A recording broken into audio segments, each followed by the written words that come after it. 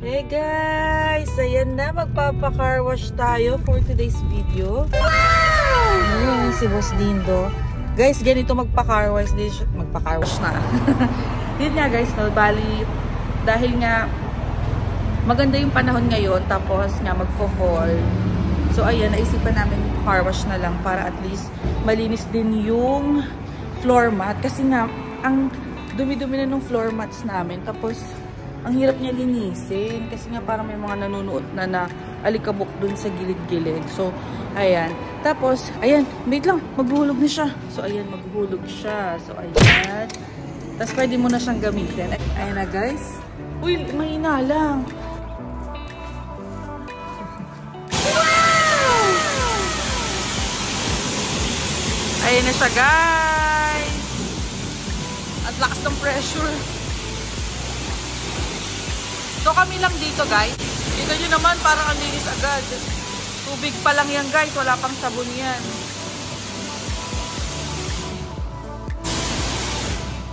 Lakas. Babasa ako.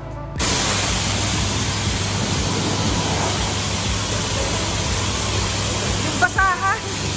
Yung basahan nilipad na guys.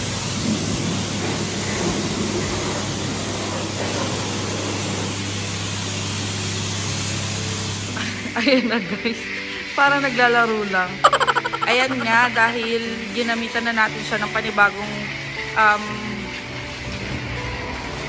gunshot. Ayan guys, nilagyan na natin siya ng sabon. So panibagong $2 yan. Kanina ay naghulog tayo ng $2 para lang sa water. Tapos ngayon naman ay naghulog ulit tayo ng $2 para sa sabon. So ayan. Pero alam nyo ba guys, na meron kaming kakilala na mekaniko, sabi niya sa amin, mas maganda daw nalinisin ng sasakyan gamit lang ang tubig. Kasi daw parang kung medyo maselang ka sa paint ng sasakyan mo at gusto mo lang yung medyo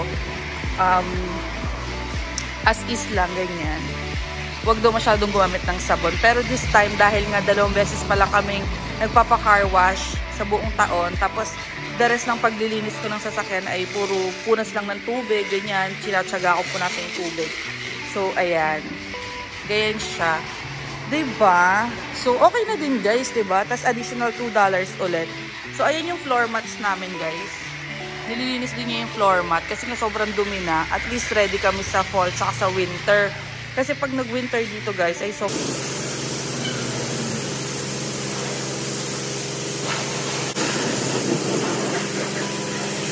Patapos na kami, pupunasan naman namin si Lucky ng tuyong basahan.